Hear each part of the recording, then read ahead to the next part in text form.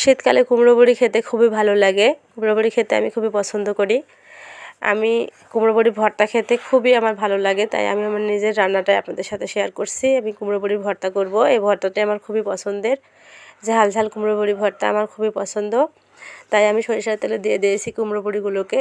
সেগুলোকে আমি লাল করে ভেজে নিচ্ছি। এই ভেজে নেওয়াটা যতটা লাল হবে ততটাই খেতে টেস্ট হবে। এবার আমি এগুলোকে ঢেলে নিব শিলপাটায়। এই যে আমি শিলপাটায় উঠিয়ে নিয়েছি। এবার এগুলোকে আমি ভেঙে মিক্সড করে নিচ্ছি। এগুলোকে যত সুন্দর করে মিহি করে নেওয়া হবে ততই খেতে ভালো লাগবে। এই যে আমার মিহি করে নেওয়া শেষ। এবার আমি একটা পাত্রে উঠিয়ে নেব। এই যে পাত্রে উঠিয়ে নিলাম। আর আমি এখানে ভেজে রেখেছিলাম রসুন, পেঁয়াজ, ধনিয়া পাতা এবং কাঁচা ঝাল।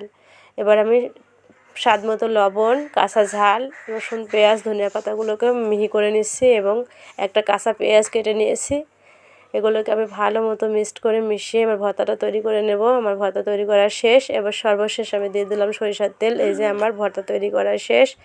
সবার ভালো লাগলে অবশ্যই ফলো দিয়ে আমার পাশে থাকবেন। সবাইকে ধন্যবাদ। আল্লাহ হাফেজ।